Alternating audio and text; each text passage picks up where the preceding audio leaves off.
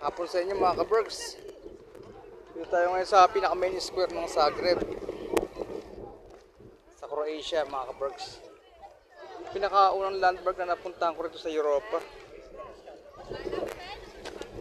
Dito tayo ngayon sa, sa viral videos of OFW Diaries mga ka-OFW. Kumusta na po? Matagal tayong hindi nag-vlog mga ka-bergs.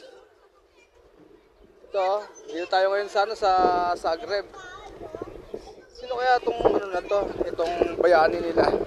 Nakasakay siya sa kabayo. Mukha siyang hari. Mukha siyang ano, kamukha ni Napoleon. Kamukha siya ni Napoleon. Ang pangalan si Vangelat Kik 1848. Napakatagal na nito mga ka-bergs. Dito tayo sa pinaka-main square ng ano ng Zagreb. Medyo maganda yung mga dante structure dito mga ka-bergs.